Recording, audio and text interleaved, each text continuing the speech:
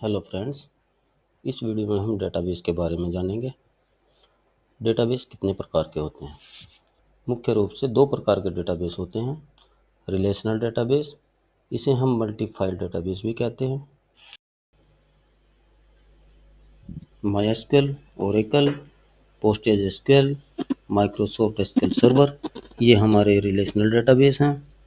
और MongoDB, reddish, Apache Cassandra, कोचबेस और Apache एचबेस, ये हमारे नॉन रिलेशनल डेटाबेस हैं। जिन डेटाबेस में हम दो या दो से अधिक टेबल्स के बीच रिलेशन बना सकते हैं, वे डेटाबेस रिलेशनल डेटाबेस कहलाते हैं। दूसरे नंबर पर आता है नॉन रिलेशनल डेटाबेस। इस प्रकार के डेटाबेस में एक ही टेबल होती है, इसलिए इसे हम फ्लैट फाइल या सिंगल फाइल डेटाबेस भी कहते हैं। इसे और अच्छे से समझने के लिए हम एक दुकानदार का उदाहरण ले लेते हैं। आपने देखा होगा, हर दुकानदार उधार सामान ले जाने वाले कस्टमरों के लिए दो रजिस्टर बनाता है।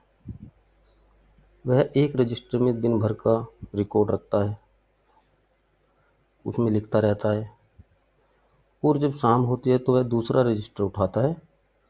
ये ऐसा बना होता है कि पहले पेज पर नंबर के साथ कस्टमर के नाम होते हैं और ये नंबर आगे पेज पर पेज नंबर के हिसाब से डले होते हैं।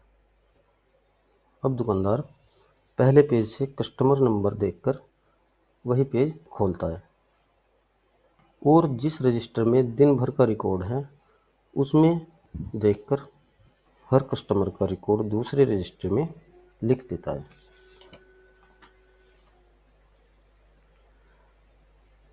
अब ये जो पहला रजिस्टर है वह एक नॉन रिलेशनल डेटाबेस हुआ,